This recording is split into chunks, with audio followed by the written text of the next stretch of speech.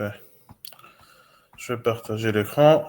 Donc, l'objectif de cette séance, c'est de refaire ce que nous avons fait la semaine prochaine pour les nouveaux venus et ce que nous avons fait cette semaine. D'accord? Donc, comme je te dis, je me un survol, le colchet. D'accord? Donc, ceux qui sont rassasiés par le contenu que nous avons traité ensemble, donc ils peuvent disposer. Il a des problèmes, il a des lacunes de compréhension. N'hésitez pas à poser des questions et à interagir. D'accord? نقعدوا لازم المفيد معناها نخرجوا من compréhension باهية le contenu que nous avons vu. Ben, c'est un instant. Bon, je lance le truc.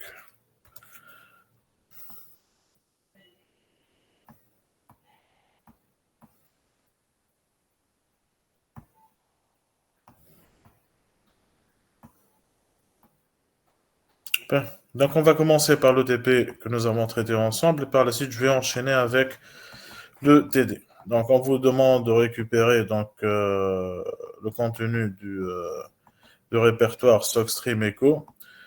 Celui-là. Ah pardon, c'est pas ça. Celui-là. Client echo.c, serveur echo.c. D'accord.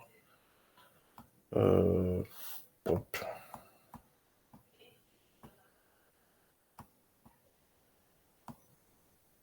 Donc c'est ce que nous avons fait. Juste après, donc, on vous demande d'examiner, de lire les commentaires intégrés à l'intérieur du code source.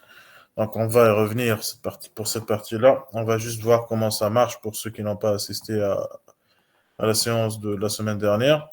On vous demande de compiler les codes sources en utilisant le GCC. La commande, elle est simple. D'accord? Donc, la commande, elle est la suivante. GCC, non fichier source.c, -o, non fichier exécutable. D'accord? Donc, vous remplacez non fichier source par son correspondant et le nom du fichier exécutable, vous le choisissez comme vous voulez, d'accord? Et le tour, il est joué.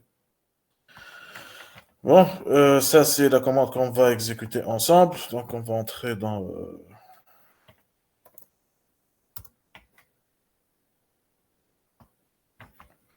le terminal. Donc là, je me suis placé dans SockStream Echo. Donc, je fais un LL. Donc, on va compiler au fait ces deux fichiers-là. Client echo tcp.c, serveur echo tcp.c. D'accord?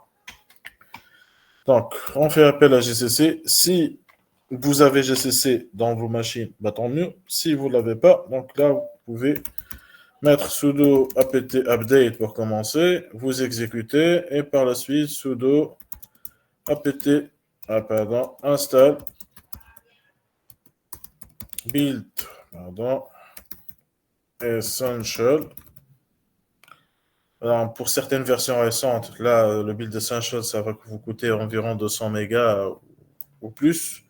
Ou bien, tout simplement, vous tapez GCC et vous commencez à installer. D'accord? Pardon. Là, pour celui-là, on va le.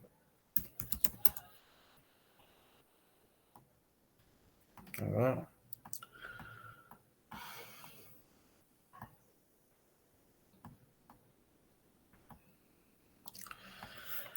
Ok, donc ce qu'on va faire, c'est utiliser le compilateur GCC à cet effet.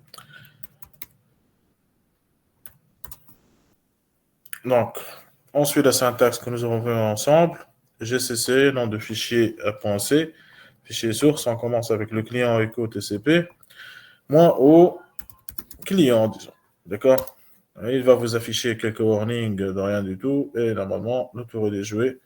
Vous aurez donc votre fichier client. Il est là. C'est bon jusque-là?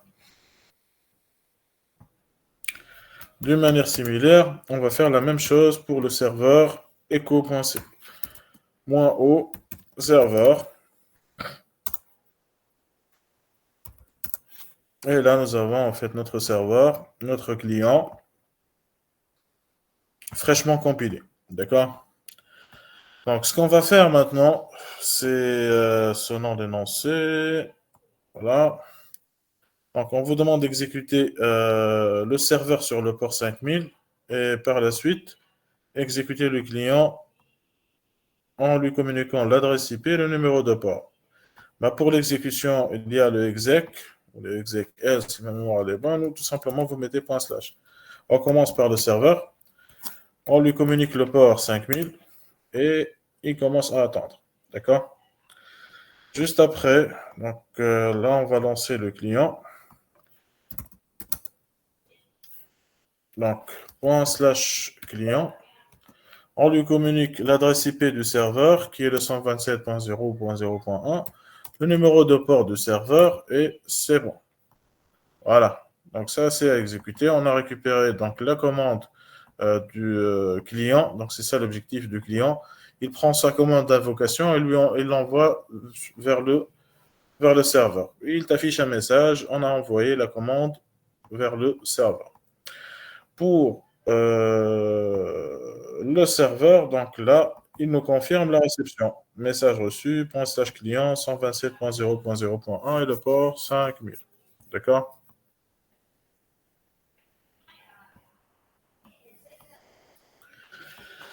Bon, ça c'est pour la partie lancement du serveur, puis lancement du client. Nous avons vu que quand on lance le client, sans pour autant lancer le serveur, donc là il va stagner. Donc on pourra arrêter le serveur et tester le truc. Juste un instant. On lance le client. Bim, ça plante. Il va continuer à boucler comme on l'a vu dans la séance d'aujourd'hui. Il va boucler indéfiniment et faire des slips 1 tant que le connect elle va retourner -1. D'accord? Et il ne va être débloqué que si et seulement si on lance le serveur à cet effet. Voilà. Donc là, il va être débloqué. On a lancé le serveur, on a récupéré le message du client et le client s'est débloqué avec succès. C'est bon? Voilà, donc ça c'est pour la question 6. On vous demande d'exécuter le client sur le serveur, on l'a vu également. Donc là, on vous demande de lister les sockets ouverts sur la machine via la commande ss-t-1-p. Donc, on va lancer cette commande-là. Il faudra s'assurer que le serveur il marche pour voir donc qu'est-ce qu'il est en train d'exploiter. Il est là. Donc, je vais vers la console relative donc, au client et j'exécute la commande ss-t-a-p. Voilà, donc ça c'est l'ensemble des sockets qui sont en cours d'utilisation en fait dans votre machine. Là, nous avons notre fameux code, comme vous pouvez le constater, l'adresse de broadcast 000 et le numéro de port 5000. D'accord? Voilà, donc on est en train d'écouter au fait sur cette partie. Donc ça, c'est l'instance de votre programme, de votre serveur, d'accord, qui est en train d'écouter. Voilà, le code exécutable, c'est serveur, sans pit, c'est ça, les files descripteurs, le nombre de fichiers ouverts, c'est 3 pour l'instant.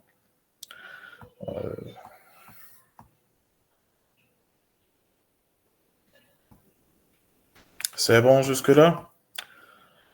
C'est juste des petites commandes pour vous montrer comment on vérifie quels sont les programmes qui sont en train d'utiliser au fait les sockets, les numéros de port associés, etc., etc. Donc, on vous demande de vérifier que le serveur est en train d'écouter sur le réseau via le socket, et ceci via la commande netstat-apn. Donc, netstat-apn par défaut, elle n'est pas présente dans Ubuntu, il faudra l'installer. Donc là, il faudra installer NetTools si ma mémoire elle est bonne. Vous mettez comme d'hab sudo apt install NetTools. Vous installez, d'accord? Et le tour il est joué. Normalement, pour moi, elle marche.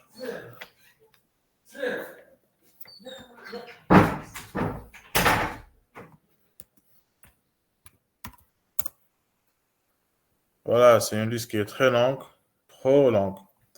Donc là, c'est l'ensemble fait des sockets en mode connecté, non connecté, qui sont en cours d'utilisation par divers processus. Avec le SS-T-P, on a juste vu un échantillon, d'accord? Donc ça, c'est tous les sockets qui sont en cours d'utilisation dans votre machine, d'accord? Donc si on veut voir donc, le truc qui nous est associé, donc là, on pourra prendre tout ce stream-là et le passer vers grep. On lui communique par exemple le port 5000 ou le PID relatif à notre process. Et normalement, donc, ça va être affiché. Voilà. Donc là, nous avons deux lignes. Une ligne qui écoute sur le port 5000, ça c'est notre serveur. Et un autre programme mais qui écoute sur le port 35000 en mode UDP, non pas en mode TCP. D'accord? Voilà. Donc ça, c'est les deux commandes qui vous permettent au fait, de superviser le réseau et voir quels sont les programmes qui sont en train d'utiliser les sockets en mode connecté ou en mode non connecté. Bon, pour la question 10, selon l'état actuel du serveur, est-ce que le serveur il peut traiter deux requêtes simultanément selon vous? Il suffit juste de voir le code et on va découvrir. Bon, là, on va aller vers le code du serveur. Où est-ce qu'il se balade? Voilà. Donc, ça, c'est notre code. Donc, ça commence essentiellement de while 1, le code effectif. À chaque fois que je vais accepter une connexion, je vais créer un socket de communication. Et juste après, je vais traiter cette requête-là. Et tout le monde, il doit rester en attente. D'accord? Dès que je termine cette requête-là, qu'est-ce que je vais faire? Je vais revenir à ce niveau-là et je vais tout simplement accepter une nouvelle requête de connexion. Donc, du coup, à un instant T bien donné, combien je peux avoir de clients qui sont en cours de traitement chez le serveur? Est-ce qu'on peut avoir deux? Hein?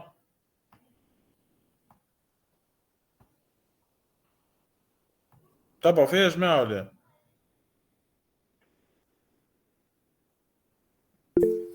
Oui. Donc, est-ce qu'on peut avoir deux? Impossible. On peut avoir soit zéro, on est en train d'attendre, ou un. D'accord? Mais deux, là, c'est impossible. Et d'ailleurs, donc, le traitement de requêtes en multiprocess, ça requiert plusieurs process, de toutes les façons. Donc, le traitement de requêtes en simultané, ça requiert des process ou des threads. Le minimum des choses, c'est les threads. Sinon, c'est des process. D'accord? Donc, si on n'a pas de fork ou on n'a pas de LP thread ou de P thread create ou je ne sais pas quoi, on ne peut traiter qu'une et une seule requête à la fois. D'accord? Est-ce que c'est clair pour ce TP-là? Monsieur, pourquoi une seule requête? سمعتك شاشام. pourquoi une seule كهو معلش مش برشا الركاتات معناها. C'est comme ça que ça a été programmé, d'accord? Ceci ne veut pas dire que les sockets ne marchent pas dans le multithread, c'est impossible, ça n'a pas de sens, tu vois? Mais de la façon avec laquelle ça a été programmé, on ne peut pas traiter plus qu'une requête. Si tu veux créer donc du parallélisme, à la limite, qu'est-ce que tu peux faire? Tu peux faire un fork ici, Hmm. tu vois? Et si par exemple, à la limite, on pourra faire ça, hein. Et fork égal à 0, d'accord? Donc, je vais traiter la requête chez le fils. Sinon, le père, il va continuer à écouter. D'accord? Ça, c'est une forme, en fait, de parallélisme. D'accord? Quelle boucle يعني. Comment? ما سمعتكش يا هشام. شيء. باهي، اوكي. الفرق انا خاطر مش فاهمة اش تعمل هكا عليه. Ah, le fork? ما تحشموش قولوا لي, tout simplement. Donc, le fork, ce qu'elle va faire, c'est créer un processus fils à partir d'un processus père. D'accord? Je t'explique le truc à travers la pratique. D'accord? Regarde. Celui-là, on peut le laisser, notre fétiche. J'ai dit, par exemple, exemple fork. .c. Je vais créer un petit programme avec le fork. Include stdio.h. Include unistd.h. int main, j'ai pas besoin de quoi que ce soit. Ce que je vais faire pour l'instant, c'est printf, d'accord?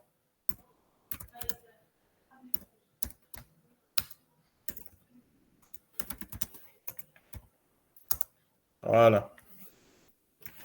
Je compile ce bout de code. Normalement, ce bout de code, qu'est-ce qu'il va faire, HM? Un affichage, d'accord? Ok. Donc, exemple fork. Mon O, X, باش exemple. يكتب لك سالي نورمالمون plusieurs fois, non? Ça n'a تقريبا عملت l'étabulation, ça n'a pas marché. Mais exemple fork.c, voilà, ça marche. Donc, LL, nous avons notre exemple fork, il est là. On exécute. / exemple fork. Pour l'instant, c'est juste un petit salut et bye bye. D'accord, lien. Okay. Je reviens dans la partie suivante. Pour commencer, je vais mettre un slip pour bloquer l'exécution de notre programme. Ça, c'est le fork avec la pratique. Donc, je recompile.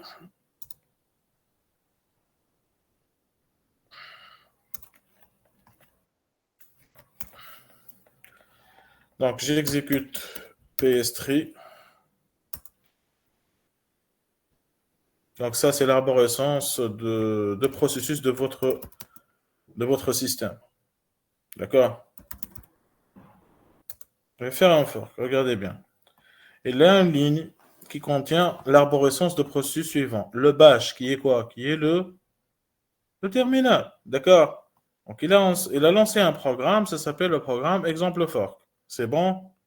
Donc, c'est comme ça que c'est représenté, au fait, l'arborescence des processus dans Linux. Vous tapez ps3, vous aurez toute l'arborescence. Ça commande systemd, auparavant c'était initRD ou init, et là, ça va continuer donc jusqu'à vos programmes. D'accord? Donc, ça, c'est l'arborescence de processus créé sous Linux quand vous démarrez. Donc, ce que je vais faire maintenant, c'est ajouter un fork à ce niveau-là. D'accord? Je recompile.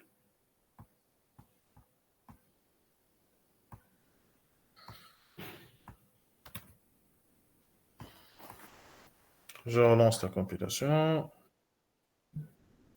Ils ne sont pas sérieux.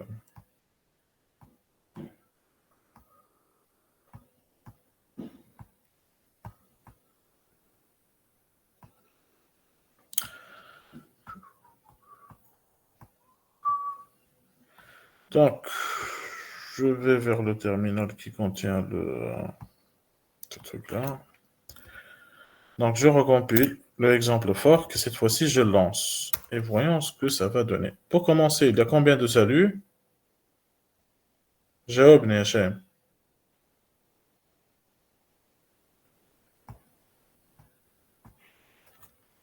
Hein? Shem, t'as pas fait, tu me suis ou bien non? Ah, elle a craché ou quoi? Ah, le micro نتاعك يا Shem. Bah, c'est ta question, interagis au moins. Ah, je crois qu'elle a craché.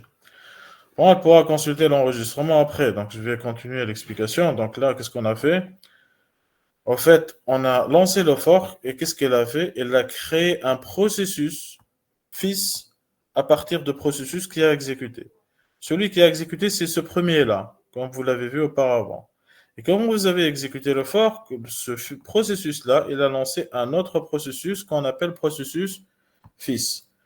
Le processus fils, il va continuer là où le père s'est arrêté. Et il va continuer l'exécution jusqu'au return. C'est pour cette raison-là que vous n'aurez pas un seul salut, mais deux saluts. Parce que le père, Il va arriver à ce niveau-là, il va faire le salut, il va faire le slip 30, et également à ce niveau-là, le fils, il va faire le salut, il va faire le slip 30.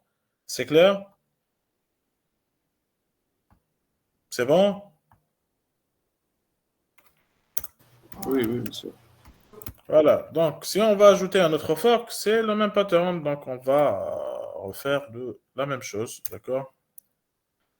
Donc, si je lance, donc, il y aura non pas deux printf, mais 4 printf cette fois-ci. D'accord?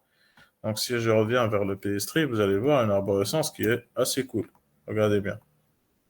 Alors, je vais augmenter la taille en fait, pour que ça devienne. Voilà.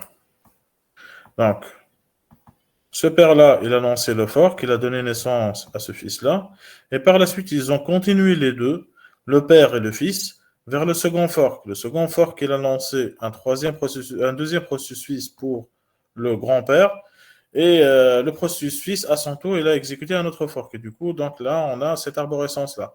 Le papa, deux fils, et le premier fils, il a un autre fils. D'accord? Donc c'est un grand papy, donc du coup. Voilà, donc là nous avons en fait plusieurs process qui ont été créés. Le mécanisme pour contrôler qui lance quoi sous Linux et comment on crée des process, c'est le fork. D'accord. Il faudra impérativement passer par ça. C'est l'AP System standard, donc il va vous permettre de créer des process et faire du parallélisme à travers les process. Le parallélisme, c'est-à-dire l'exécution en parallèle, elle peut être effectuée de deux façons. Soit à travers des mini-process qui existent à l'intérieur d'un gros process. Ça s'appelle les threads. Les mini-process, c'est les threads. Ou bien à travers de gros process qui sont des clones de ce qui ont été lancés au départ. Ça se génère à travers des forks. D'accord? Donc ce fils-là, donc c'est le copier-coller de son père. Avec le code, le stack, le data et tout le bazar. Sa seule différence, c'est le PID et le PPID. D'accord? Et quelques registres supplémentaires, possiblement. D'accord? Lors de l'exécution de fork, je dis bien. Bon, ça c'est votre fork. Donc, c'est pas ça, en fait, notre objectif. Donc, si on va voir donc, avec Madame Salos si on veut étendre le cours au niveau des forks, des threads, etc. Mais ce qui urge surtout, c'est l'utilisation des sockets en mode connecté, en mode non connecté, au moins pour des serveurs mono-traitement. D'accord? Voilà.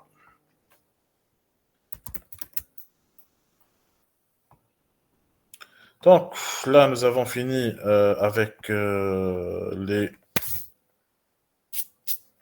de TP1. Donc là, on va revenir vers le code relatif à votre code de serveur echo machin. Donc là, on va revenir vers le client echo TCP. On réexplique ce que nous avons fait la matinée. Donc, on va faire le include_stdio.h, stdlib.h, string.h, unistd.h. stdio, c'est pour les printf, scanf et machin. stdlib, c'est pour les perror, excite, etc. String.h, c'est pour les scanf, scanf, sprintf, etc. Unistd, c'est pour les AP systèmes généralement. Et tout ce bloc-là, c'est le bon paquet de bibliothèques pour les sockets. Donc, vous les apprenez. 6/types.h, au cas où nous aurons besoin de type système spécifique. 6/socket.h, netinet/in.h, arpa/inet.h et netdb.h. D'accord? Donc, ça va nous permettre d'utiliser des tas de trucs sympas, parmi lesquels inetaddr, getHostByName, etc., etc. Là, on va définir une constante qui est buffer size, d'accord, qui va définir la taille des messages qui vont circuler du client vers le serveur. D'accord? Donc le buffer size, c'est la taille maximale en termes de caractères qui va être envoyée vers le serveur, qui va être reçu à partir du serveur également. Donc ça, c'est un truc que le développeur, donc, il a spécifié, c'est pas moi, c'est pas plutôt le framework technique qui a imposé ça. D'accord?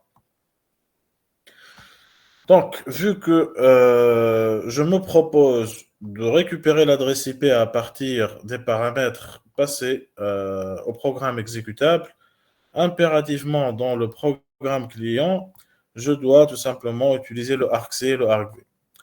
Le argc, c'est pour définir le nombre d'arguments, le argv, c'est pour récupérer le tableau de chaîne de caractères relatif donc aux différents arguments. Le arg V0, c'est le nom du programme, le arg V1, c'est le premier paramètre, le arg V2, c'est le deuxième paramètre, et ainsi de suite. D'accord?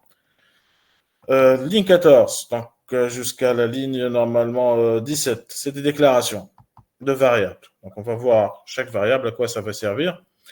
Un compteur I pour le parcours, de quoi on verra. S-client, c'est un socket, le descripteur du socket relatif donc au client. Deux buffers, un buffer pour l'envoi et un buffer pour la réception. Le buffer d'envoi, c'est commande, et le buffer de réception, c'est message. D'accord? Les deux, ils vont avoir la même taille, qui est buffer size. Je vais les initialiser à 0 au départ. Et l'adresse du serveur, qu'on va la stocker dans une variable de type struct socketddrin, comme on l'a vu dans le TD. D'accord? Et ça va là, normalement, son nom, c'est SADDR. Donc, juste après, qu'est-ce qu'on va faire? Donc, on va créer le socket à travers donc, cet appel-là. Socket IFINET SOCSTREAM 0. C'est pour créer un socket en mode TCP, en IPv4. D'accord? Et là, on va récupérer le résultat au niveau du client avec S client. Si le S client est égal à -1, c'est qu'il y a une catastrophe. Donc, ça n'a pas marché. Donc là, on peut arrêter le programme. Sinon, on peut continuer. Donc, je n'ai pas fait le contrôle d'erreur par souci de simplification chez le client. Mais on va le faire chez le serveur, parce que généralement, le serveur, ça ne rigole pas. saddr.sinFamily, saddr.simport, saddr.sinaddr.saddr, ce sont les trois champs qu'il faudra préparer pour spécifier l'adresse de votre serveur. D'accord? Le SIMFamily, c'est la famille de protocoles, donc on va reprendre le IFINET. Le SIMPort, c'est le numéro de port relatif au serveur, on va envoyer sur quel port. Et là, on a supposé que le numéro de port, il va être spécifié dans le argv2, d'accord? Or, l'argv2, normalement, c'est une chaîne de caractères, et le SIMPort, c'est un type numérique. Et ce qu'il faudra faire, donc, du coup, c'est quoi? C'est convertir ça vers un type numérique. Donc, on prend le argv2, on le communique à A2I pour le transformer en tant que entier, d'accord? Et par la suite, on va utiliser une autre fonction pour le communiquer à cette variable réseau, d'accord? Ça s'appelle le h2ns. C'est une fonction qui va vous permettre de convertir les données au niveau applicatif. Là, je suis au niveau applicatif. Ubuntu et GCC et machin, c'est le niveau applicatif. Vers le format qui est compréhensible, qui est reconnu par le réseau. D'accord? Vu qu'on va communiquer normalement un octet, donc on pourra utiliser le h2n short. h2n s pour dire short. D'accord? Et là, on aura quoi? On aura bien sûr donc la donnée qui va être convertie selon le format reconnu dans SINPort convenablement. Pour l'adresse IP, donc elle va être localisée au niveau de sinaddr.saddr. C'est ce champ-là de la variable struct socketddrin saddr. Donc là, ce qu'on va faire, c'est récupérer l'adresse IP qui va être également une chaîne de caractères, et la convertir en une adresse IP en 4 octets. Qui va la faire? Cette opération-là, c'est une fonction prête à porter. Il suffit juste de l'appeler. Ça s'appelle inetAddr. C'est bon? Donc, inetAddr, donc elle va récupérer le premier argument et elle va tout simplement le balancer dans saddr. Donc, juste à titre de rappel, le premier argument, c'est quoi?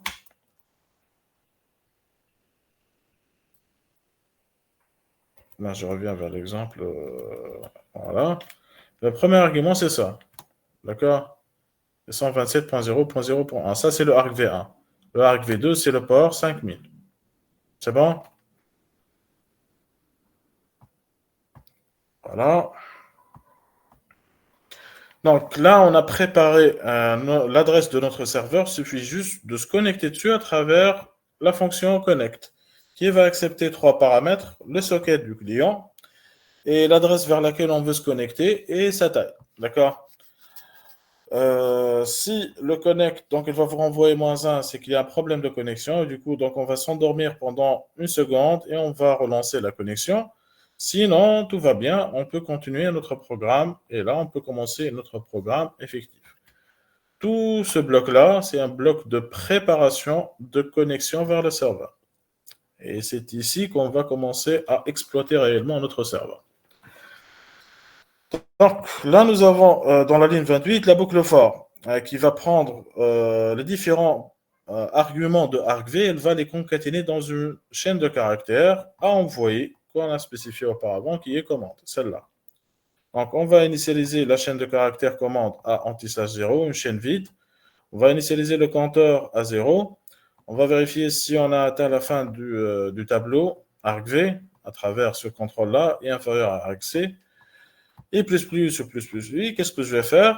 Je vais prendre la commande, je vais lui ajouter à la fin le argvi et je reboot. Monsieur, Oui, tu as initialisé le commande par un message vide.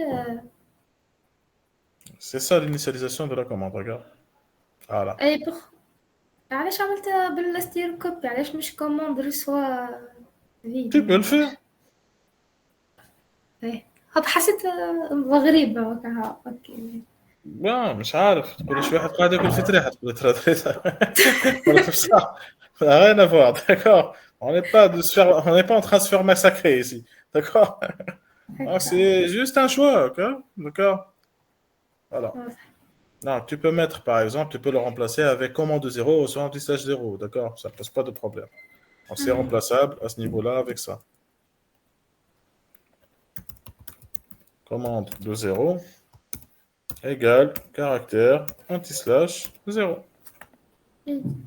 Bien sûr, commande en minuscule, j'ai activé le majuscule par accident, d'accord? C'est bon? Non, c'est la même chose. Donc, une fois qu'on est sorti de cette boucle for-là, on aura toute la chaîne d'invocation à l'intérieur de commande, comme on l'a vu en fait dans l'exécution. Et par la suite, on va envoyer ce que nous avons construit vers le serveur. Et là, on va utiliser le write ou le send. À vous de choisir. D'accord? Voilà, il faudra consulter le cours à cet effet. Donc, pour le write, il accepte 3 paramètres. Tu vas écrire où? Dans le socket pour l'envoyer sur le réseau, vers le serveur, bien sûr. Qu'est-ce que tu vas écrire? L'adresse du premier octet et combien d'octets tu veux envoyer. Donc, ça, c'est la syntaxe au fait de write. D'accord? Donc, descripteur du socket, adresse du premier octet à envoyer et combien d'octets qu'on va envoyer. D'accord? Une fois qu'on a terminé donc, ce write-là, on a envoyé notre message. Il suffit juste maintenant de confirmer au client que l'information a été envoyée avec succès. D'accord? Pourquoi j'envoie strlen de commande plus 1? Parce que le strlen de commande, c'est tout simplement la longueur de la chaîne de commande. D'accord? Et il ne faut pas oublier ce anti/0 qui doit être toujours présent. Il ne faut pas l'oublier, sinon ça risque de péter au niveau du serveur. D'accord? Donc c'est pour cette raison-là qu'on ajoute à strlen toujours la valeur 1 quand on envoie. Des chaînes de caractères, bien entendu. Une fois qu'on a envoyé, on lui dit bye bye, tu arrêtes ta connexion, je vais libérer tout, tu libères de ton côté à travers le shutdown, qui est une fonction qui va lancer la session de terminaison de connexion TCP/IP. D'accord? Et une fois que ceci est fait, donc là, on pourra libérer notre ressource, close sclient, et on arrête notre exécution. Est-ce que c'est clair jusque-là? Monsieur? Est-ce que vous avez des questions sinon? Monsieur? Oui. في فما كاس أنا مش برنت قاعد اف أسمع فيك. Oui. البارتي اللي بعد الفور كاس برنت اف هذه كاس ديك هذيك الغول نتاعها باش تحط الدنيا الكل ريتهم الاركفي هذا. الاركفي هذا هو عبارة على تابلو فيه 3 كاز. إذا كان أنا جو ريسبكت لا سانتاكس. كاز الأولانية اسم البروجرام. الكاز الثانية فيها الادريس اي بي اللي هي 127.0.0.1 والكاز الثالثة هي الارجيومون. واضح؟ أنا حبيت نبعثهم بضربة واحدة في رايت. فهمت؟ واضح. مش معناها بموجبه تبعث هكاك تنجم على ليميت تبعثهم بالكعبه الواحد يمنعك هذا كوردو. مي انا في زوز اسره كان نبعثهم ونبعث 15 منهم فهمتني با سوسي لاتشي داكور. واضح. فما شي كيسيون اخرين؟ Est-ce qu'il y a d'autres questions? N'hésitez pas s'il vous plaît, d'accord? C'est très important. C'est la dernière fois que je présente ça, d'accord? Donc profitez-en. Ben.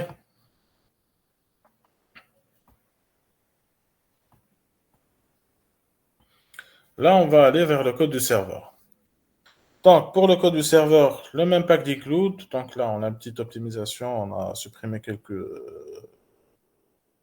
librairies, telles que netdb.h pour le getHost by name ou autre. D'accord? Donc, on l'a supprimé. Donc, vous pouvez tout simplement apprendre pour les exercices, pour le DS, etc. Ce pack de bibliothèque, celui-là, c/types.h, c/socket, netinet/in, arpa/inet, netdb.h, et vous le copiez au niveau du client et du serveur. D'ailleurs, c'est ce que je fais généralement. Donc, j'ai un fichier souche, copier-coller, copier-coller, je commence à programmer. D'accord? Je ne me casse pas trop la tête. Bon. On va définir donc de manière similaire au niveau du serveur donc un buffer de taille maximale 1024 à ce niveau-là. Et maintenant, on va créer les structures requises pour le serveur. Comme vous l'avez vu dans le cours, le serveur il a besoin au moins de 2 sockets. Un socket continu pour écouter les requêtes de connexion. Et un socket pour chaque client auquel on va accepter la demande de connexion. Le second socket, ça s'appelle le socket de communication ou le socket de dialogue. C'est le socket qui va servir au serveur pour qu'il puisse dialoguer avec le client. D'accord? Pour le premier socket, le socket FD, c'est juste un socket pour écouter le réseau, pour voir est-ce qu'il y a une requête de connexion sur l'adresse IP quelconque, par exemple, sur le numéro de port 5000. D'accord? Voilà. Donc, ça, c'est l'objectif donc, de tout ça. Donc, on va programmer le serveur de telle sorte qu'il utilise 2 sockets, un socket d'écoute, un socket de communication par client. Pour cela, on doit également déclarer d'autres trucs supplémentaires, notamment l'adresse du serveur sur lequel il va se connecter. Si je veux récupérer l'adresse du client, donc je peux le faire à ce niveau-là. D'accord, pas de souci là-dessus. Struct socket ADDR in client ADDR. Une variable pour placer dans la longueur de struct socket ADDR in pour ne pas avoir à appeler toujours size of, size of, size of, etc. D'accord. Je vais utiliser un seul buffer vu que le serveur donc il ne va pas envoyer de réponse vers le client. On va juste à ce niveau-là se contenter de lire ce qui a été envoyé vers le client et l'afficher chez lui. D'accord. Un signed short server port, int counter, socket de dialogue. Ça, c'est le socket de communication qu'on va utiliser. Oui. Oui. Vas-y. شو السؤال تافه حالة خاطر ساعات نسمع ساعات لا تافه مش تافه on va voir après d'accord مش مشكل. شو اسمه هي السيرفر الادريس نتاع الكليون ما هي موجودة في سوك ادير ان مش موجودة في سوك ادير ان son type c'est struct socket ادير هي تيب معناها هي ذيك متكونة من بوان سلاش كليون وادريس اي بي والبور. فوالا بوان سين فاميلي بوان سين بور بوان سين ادير بوان اس ادير كله موجود وبيد كله.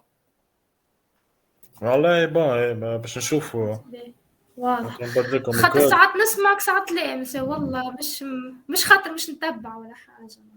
حاول انت معناها تنقص كده تيليشارجمون سوبليمونتير. اي توت لي فاسون انت حضرت الجمعه اللي فاتت وحضرت الجمعه هذه داكور دونك ليميت هاكا كان ضاعت كلمه مش مشكله هاكا رقع باللي ريتو الجمعه اللي فاتت داكور.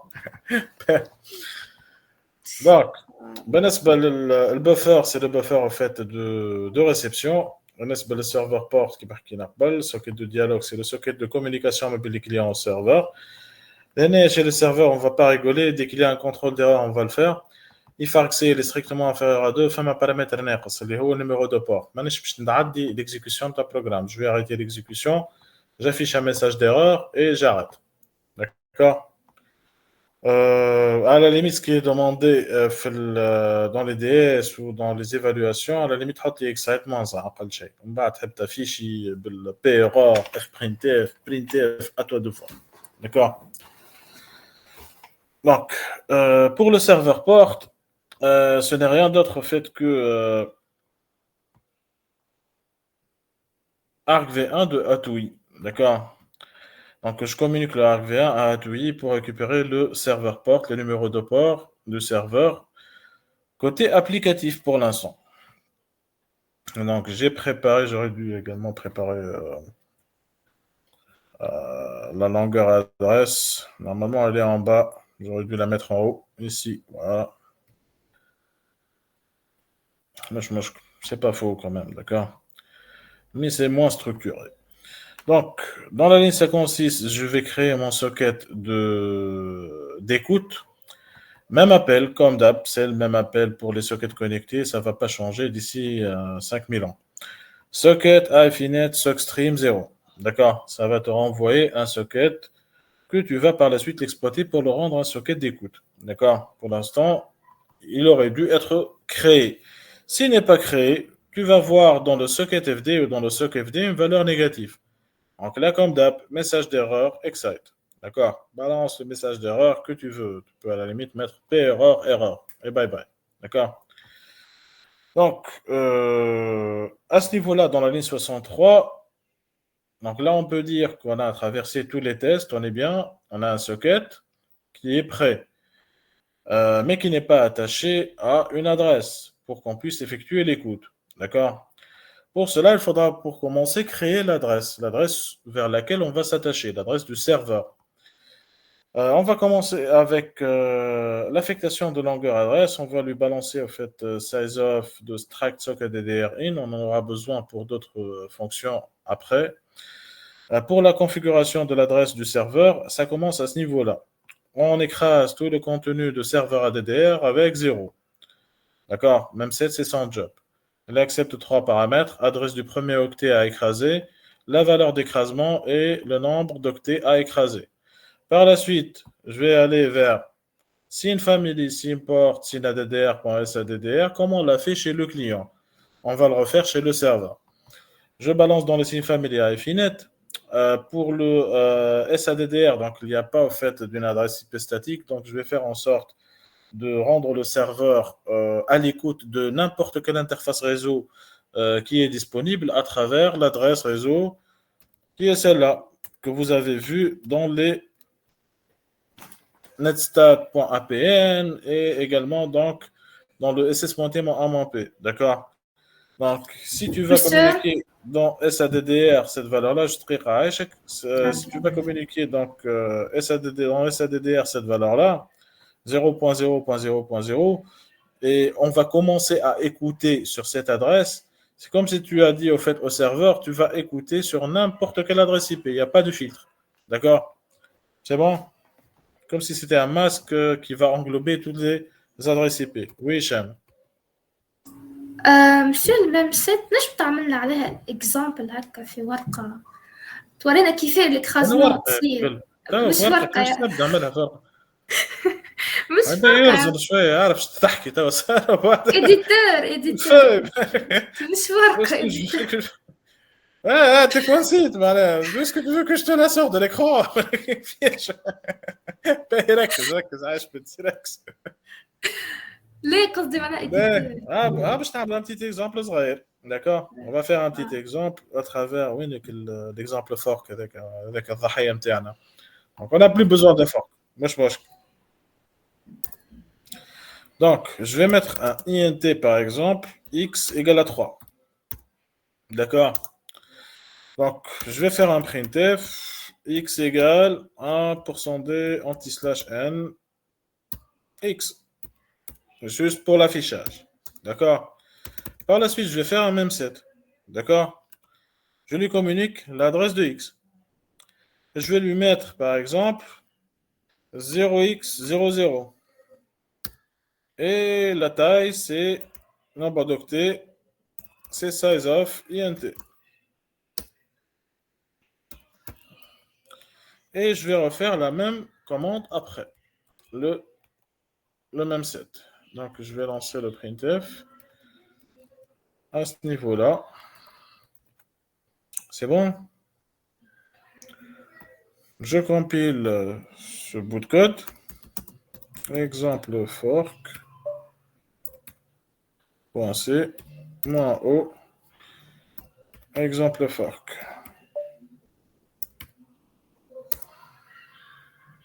Warning, nanana, même set, machin, tatata, etc. Size of. Bon, // exemple fork. Tu vois? اي يعني هو نحت تروا وحط فيها زيرو هكيك.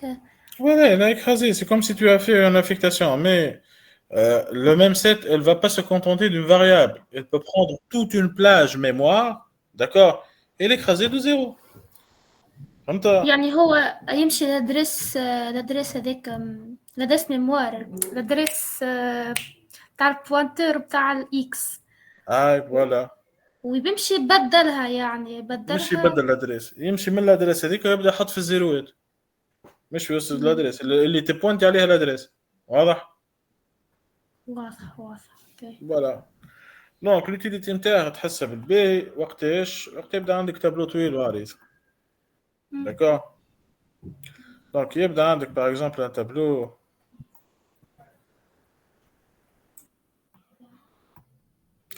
زايد باش يحضر. باهي. دونك يبدا عندك tout simplement un tableau نقولوا par exemple T de 10 مثلا qui est égal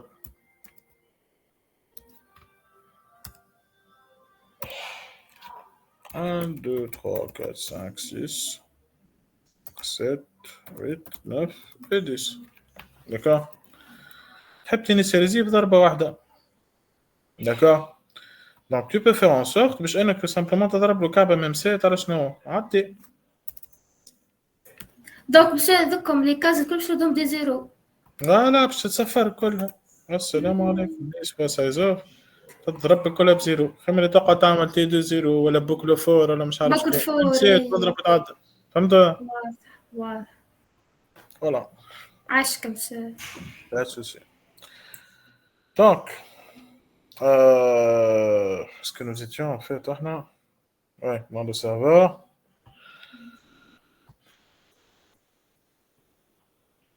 On était à ce niveau-là. Le même set, sin family, sin port et sin addr.saddr. Le inaddr.ni, c'est une constante en 4 octets qui va désigner le 0.0.0.0. Le serveur port que nous avons préparé ici, c'est le H2I, donc il ne faut pas oublier de le convertir en format réseau à travers le H2NS. D'accord? Une fois que ceci est fait, comme d'hab, nous avons notre adresse qui est prête.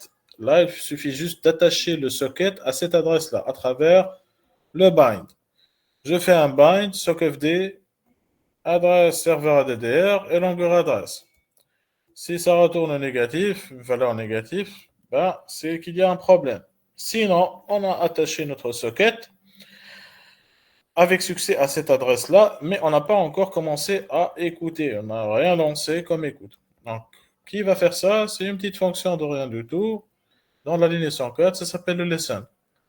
Le listen, elle va accepter deux paramètres, à savoir le socket sur lequel on va effectuer l'écoute, d'accord? Et un espace mémoire qui est dédié à quoi? Au nombre de requêtes de connexion qui vont être en attente. Parce que parfois, le serveur, il va être busy, il va être tout simplement occupé à traiter certains clients. Et possiblement, au cours de son traitement, il y aura des requêtes de connexion qui vont débarquer du réseau. Donc là, celui qui a développé au fait, les sockets, donc il a prévu qu'on ait une file d'attente de type FIFO.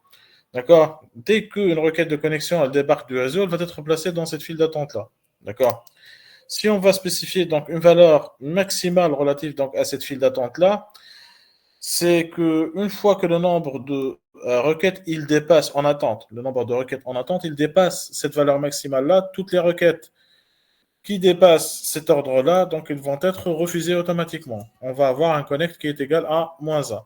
Supposons que tu es en train de traiter, par exemple, une instruction ou un client, et tu as tout simplement 5 requêtes de connexion en attente. Le sixième, il va être refusé automatiquement. C'est clair? Donc ça, c'est la taille maximale au fait, de requêtes en cours d'attente. D'accord? C'est pour protéger le serveur afin qu'il n'ait pas au fait, d'attaque des DOS, possiblement. D'accord? Bon, d'attaque DOS, c'est pas des DOS. Donc, un serveur, quand il va être implémenté, il peut être implémenté de différentes façons, mais la façon la plus facile et la plus simple, c'est une boucle infinie pour qu'il puisse traiter indéfiniment les clients. D'accord? C'est pour cette raison-là qu'on va utiliser le while ou le while true. Les deux, ils sont corrects. D'accord? Juste après, donc là, on aura à accepter une requête de connexion qui vient de débarquer chez nous. D'accord? Et ceci à travers donc l'appel accept. L'accept, il va accepter trois paramètres. Le socket d'écoute, l'adresse du client si on veut la récupérer. Si on ne veut pas la récupérer comme c'est le cas à ce niveau-là, donc on pourra balancer à ce niveau-là nul.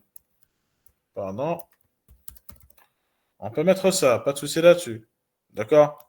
Mais si vous voulez récupérer l'adresse du client, donc vous pouvez communiquer l'adresse du client ADDR dédié à cet effet.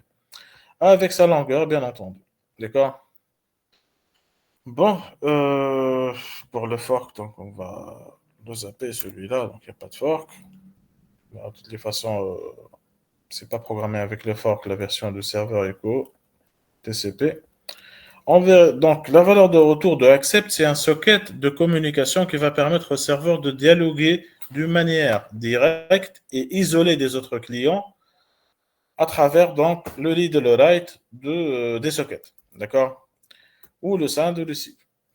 Donc, on vérifie comme d'hab ce que nous avons récupéré à partir de l'accept. Si c'est négatif, catastrophe, on arrête l'exécution. Sinon, qu'est-ce qu'on va faire? On continue notre traitement. Je nettoie le buffer des résidus du précédent client possible à travers le BEM7 qu'on a vu ensemble. Et juste après, qu'est-ce que je vais faire? Je vais recevoir l'information qui a été envoyée par le client à travers le RECV, le read, c'est comme vous voulez. D'accord?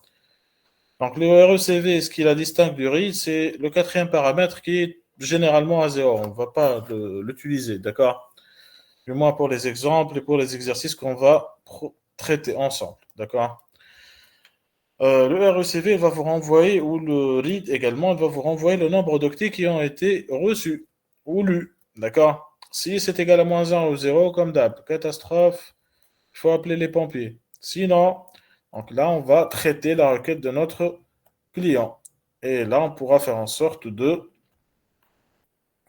faire ce qui doit être fait ou de faire ce qui a été demandé. D'accord? Donc là, nous avons message reçu, %S, %D, octets. Donc avec le %S, c'est le buffer. Le nombre d'octets qui ont été reçus, c'est %D, le compteur. D'accord? Je ferme le socket de dialogue, je ferme le sockfd et c'est bon, j'arrête l'exécution. Bien sûr, le while 1, elle se ferme ici, à ce niveau-là. D'accord? Voilà. Est-ce qu'il y a des questions?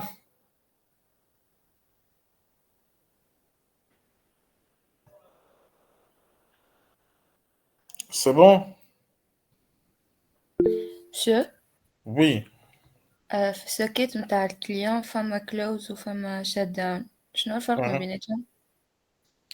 Le shutdown, il va tout simplement arrêter la communication et les ressources relatives à la communication réseau. D'accord? Donc, c'est quelque chose qui est différent bien sûr, du close qui va arrêter un truc au niveau du système. Donc, je t'explique le truc à travers le pain. Donc là, il nous faut un tableau, sinon ça ne va pas marcher. Ok.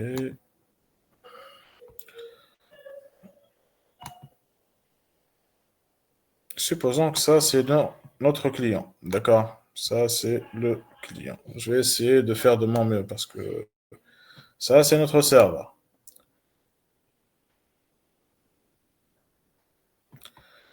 Dans le protocole TCP/IP, il y a combien ça s'exécute de quelle façon en fait? La première étape, il consiste à faire le handshake, oui ou non? Donc, Oui. une demande de connexion au niveau du client, des informations demandées au niveau du serveur, et puis bon, donc il va renvoyer des informations au niveau du serveur, le client. Donc ça, c'est le handshake. Tout ça, il est effectué à travers le connect et l'accept. D'accord? Le couple connect et accept, c'est lui qui va générer le handshake. C'est bon? Par la suite, il y a le transit réseau. Oula, pourquoi ça a glissé? Bon, désolé. Donc, des informations qui peuvent aller dans tous les sens,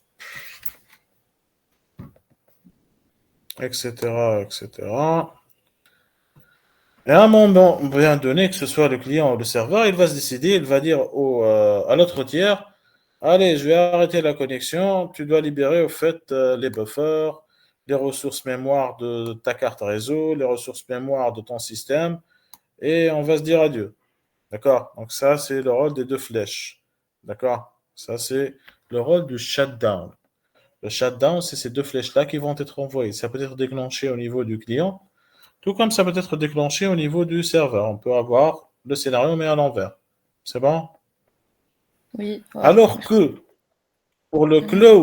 le close, c'est juste un descripteur de fichier dans ta machine que tu as fermé. Ça n'a rien à voir avec le réseau. واضحة الفكرة؟ معناتها كي نعمل كلوز لازم نعمل كونكت أخرى بعد إذا كان حاجتي بروكيت أخرى. Oui, bien sûr. Oui, le close, ceci ne veut pas dire que tu as libéré les ressources du réseau. Tu vois? Mhm.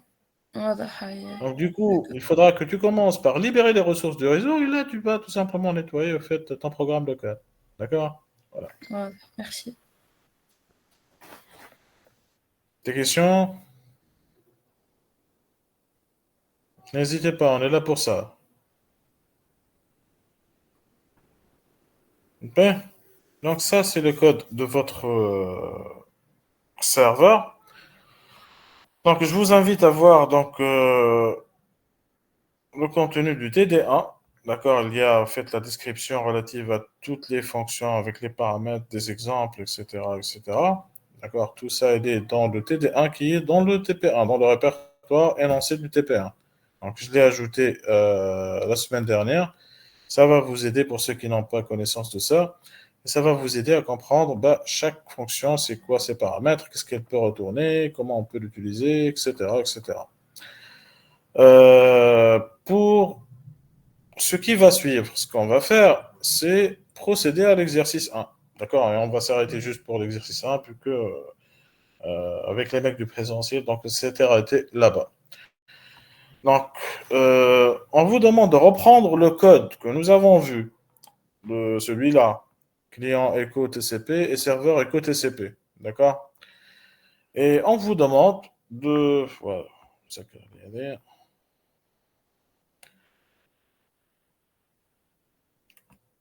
De créer un programme similaire qui va implémenter le comportement suivant.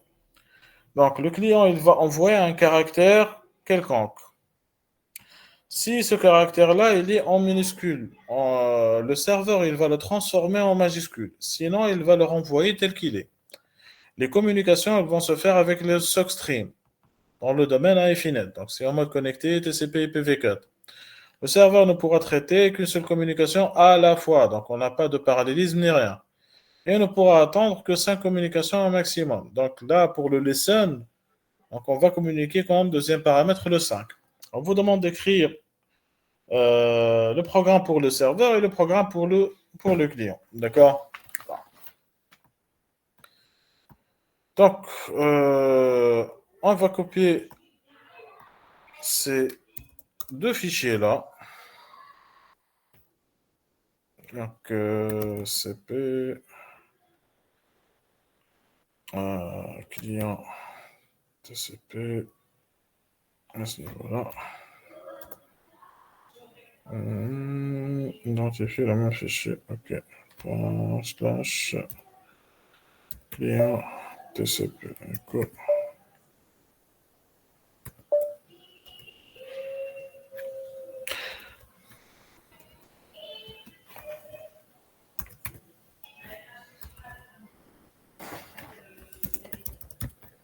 Version 3, cool. Voilà. CP, serveur,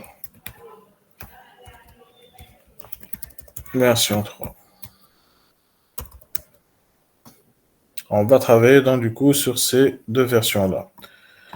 Je vais prendre le client Echo TCP version 3 et je vais aller vers le client serveur Echo TCP version 3 pour le changer afin qu'il implémente ce comportement-là.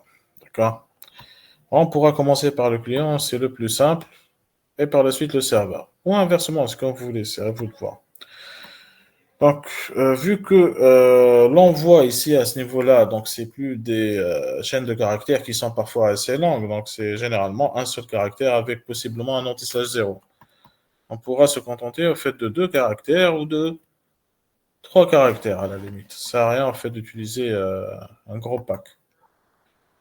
Ok, donc tout ça c'est un code technique pour se connecter donc au serveur. Je vais rien changer, je vais maintenir tous les paramètres. Donc du coup c'est le même code technique qu'on va utiliser pour la connexion. À partir du connect, juste après le connect, là ça peut changer. D'accord? Donc ce que je vais faire, c'est supprimer la construction de la chaîne de commande. Ça ne m'intéresse plus dans cet exercice. D'accord? Et ce que je vais balancer, c'est la chose suivante. Je déclare donc une variable de type char, par exemple cc. Je fais un petit printf entre le caractère à envoyer, anti/n, et j'en fais un petit scanf pour censé adresse de cc. On a récupéré notre donnée. Où est-ce qu'on va la balancer? Vu que je suis un gros flemmard, donc du coup, je vais essayer de maintenir le plus possible le code. Donc, je vais presque rien changer. Donc, vu que le write, elle va envoyer ce qui existe dans la commande, ce que je vais faire, c'est tout simplement balancer ce caractère-là dans la commande. J'aurais pu tout simplement balancer cc directement à ce niveau-là, d'accord? Pas de souci là-dessus. Donc, ça marche. Donc, j'aurais pu tout simplement également utiliser le buffer à cet effet. Donc, je balance le commande 0 reçoit cc. Commande 1, si on va faire des printf, on va récupérer au niveau du serveur sous forme de chaîne de caractères. Donc là, il faut toujours avoir un anti/slash 0, on ne sait jamais. Je fais un write. J'envoie vers le serveur. Donc là, c'est le message envoyé. Et par la suite, je dois me bloquer jusqu'à ce que le serveur me renvoie la donnée dont j'en aurai besoin. D'accord? Donc là, on va faire un read de S-client. Et on va balancer la donnée dans message. On n'a pas besoin de plus que de 3 caractères. D'accord? Et du coup, juste après, on va faire un printf. Message reçu de la part du serveur. Le point %c, anti/n, et le tour il est joué. Et pour le %c, c'est un petit c, hein? Ouais. Donc là, on va mettre le message de 0, le premier caractère de message. C'est ce qui nous intéresse, à la limite. Voilà, donc ça, c'est notre code, comme d'hab. Donc, on va faire le shutdown, le close juste après. Donc, on a tout maintenu pour la configuration. Juste après, dans le code métier, ou dans le code utilisateur, on a changé. Donc, on a lu le caractère demandé, on a préparé les données qui vont être envoyées, on les a envoyées, on a notifié, et par la suite, on a lu les informations récupérées au niveau du client à partir du serveur. D'accord? Voilà. Ça, c'est votre client. Ah, je crois que j'ai modifié ça au niveau du client EcoTCP. Désolé. Ok, donc je vais faire ça.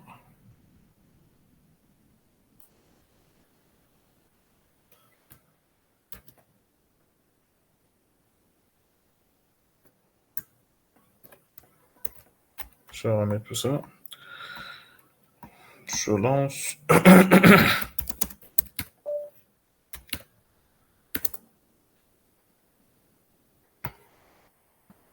Ouais, j'ai changé la mauvaise version, ouais, c'est vrai.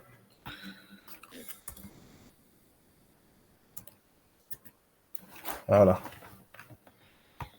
Donc là, on est dans la bonne version.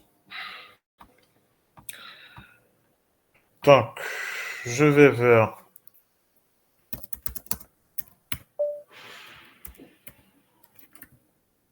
le serveur.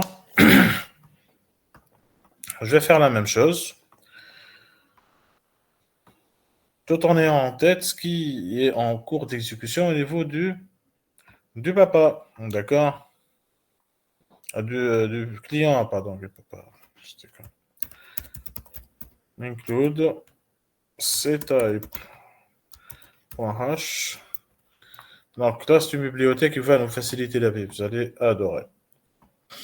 Ouais. Donc, tout ça, c'est une configuration du serveur, attachement, les ailes, machin, ça ne nous intéresse pas. Le traitement va se faire client par client, donc on va tout maintenir. Mais une fois qu'on a reçu le message, et que ce message-là, il est correct, réception de n octets, donc là, le comportement, il va changer. D'accord? Voilà. Donc, il n'y aura plus d'affichage uniquement. Donc là, on va tout simplement récupérer l'information que nous avons collectée au niveau du buffer et on va la convertir. Oui ou non? Le buffer de 0, qui est le premier caractère, reçoit tout upper de buffer de 0. To upper, c'est une fonction qui vous permet au fait de mettre en majuscule un caractère. Vous pouvez la remplacer, possiblement vous allez me dire « Ah, je ne connais pas cette fonction-là ». Ben, tu peux la remplacer par cette portion de code. D'accord? Attendez un instant.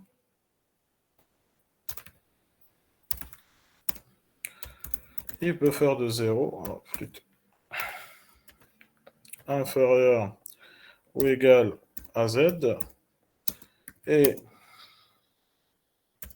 buffer de 0 supérieur ou égal à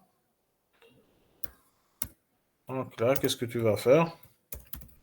Buffer de 0 plus égal grand A moins petit a. Voilà. Vous voyez ça? C'est exactement la même parcelle. Donc, si vous ne connaissez même pas le to upper, vous pouvez utiliser celle-là. Généralement, j'utilise celle-là. D'accord? Mais vu que l'un de vos collègues, donc, il m'a mentionné cette fonction-là, je présume que vous la connaissez, du moins pour la plupart. Donc, du coup, on peut l'utiliser sans souci. Là, on a converti le buffer de 0 vers le majuscule, s'il est en minuscule, sinon, on l'a maintenu. D'accord? Donc, ce qu'il faudra faire maintenant, c'est réenvoyer le tout. Socket dialogue.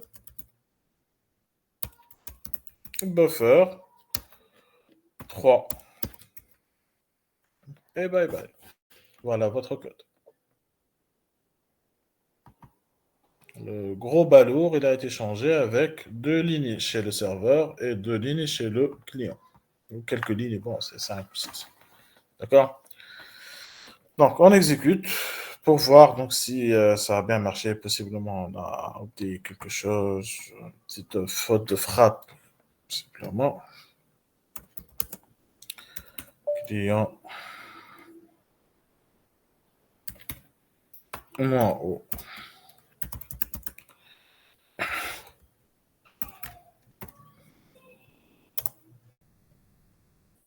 L'adresse de CC, ça a été déclaré. Ah non, pas déclaré. J'ai oublié de copier la partie déclaration, pas de souci.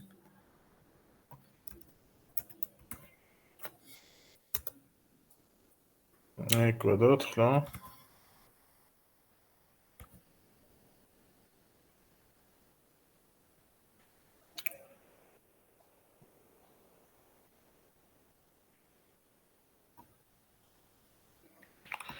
Je compile. Ok, dans la ligne 16, on regarde, machin, assembleur, attribute, message de buffer 16, reçoit 0. Message reçu. Dans la ligne 16. Ok. Oh là là. Ce qui m'arrive. Fin de la journée. Voilà. Point slash client. Pour CX1 client, pardon. CX1 client. 127.0.0.1. Port, par exemple, 5005. Il va se bloquer. Et là, on va aller vers la compilation du serveur. -o EX1 serveur. D'accord. Point slash EX1 serveur. Je lui balance le port 5005. Attends de demande de connexion. Non. Vu que normalement le client il va se bloquer, normalement si tout va bien, il va nous afficher le message de caractère envoyé. Donc on balance par exemple petit A. Voilà. Donc ça a été mis à jour. Au niveau du serveur, si ma mémoire elle est bonne, donc on n'a pas de fait d'écho. Donc on va juste réafficher la prochaine demande de connexion. D'accord. Des questions?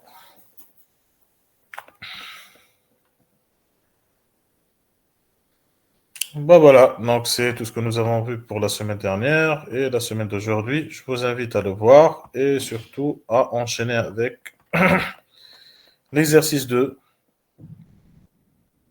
l'exercice 3. Donc ça, c'est très important, d'accord? Pour l'exercice 4, à la limite, vous pouvez le zapper, mais le calculateur et le service, à vous de le faire, d'accord? C'est très important. Vous allez commencer avec une variante qui accepte un nombre limité de requêtes, une requête à un instant bien donné, et par la suite, on va voir comment on pourra changer le serveur afin qu'il accepte un nombre quelconque de requêtes. Pensez à utiliser le for comme je vous l'ai montré, le problème sera résolu, d'accord? Voilà. Le for, pardon. Voilà, c'est pas le for. Ok, des questions?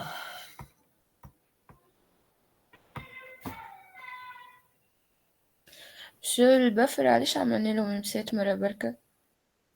Qui vient? البفر عملنا له C'est pas ميمسات une seule مرة. fois le buffer. Il va être réinitialisé à chaque requête de connexion. À chaque fois, on va faire un même set. مش مع كل رايت نعمل ميمسات ولا Non, مع on va كل بيت. revenir. Regarde. Dans le serveur à ce niveau-là.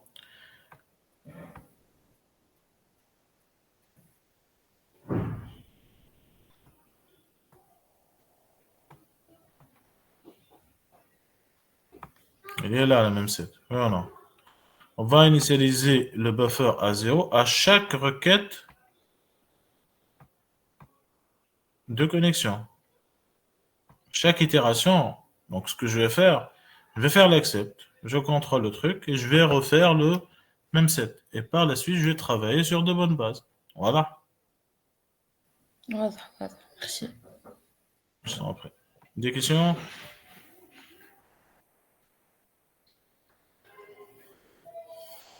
Bon, essayez chez vous donc de revoir donc ce que nous avons vu ensemble. Et si vous avez d'autres questions, n'hésitez pas à me les poser, d'accord?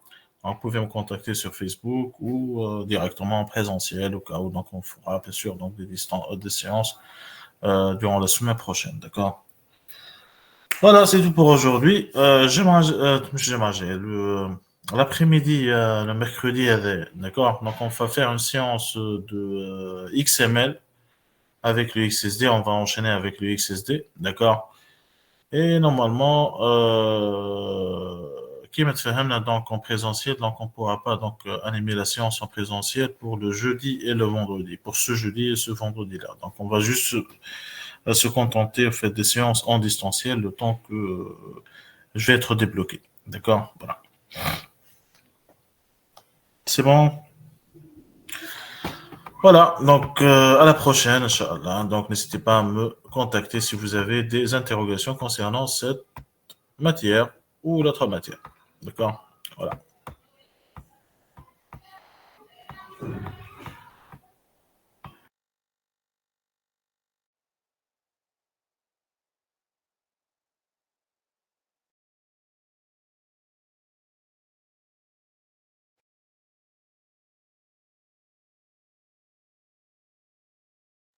مش عارف اما واحد بعث لي ميساج انا جو لي فيو وقت انا قاعد نديكونيكتي شكون اللي بعث لي ميساج باسكو جاريف با لو فوار اش قالت بلي حسنين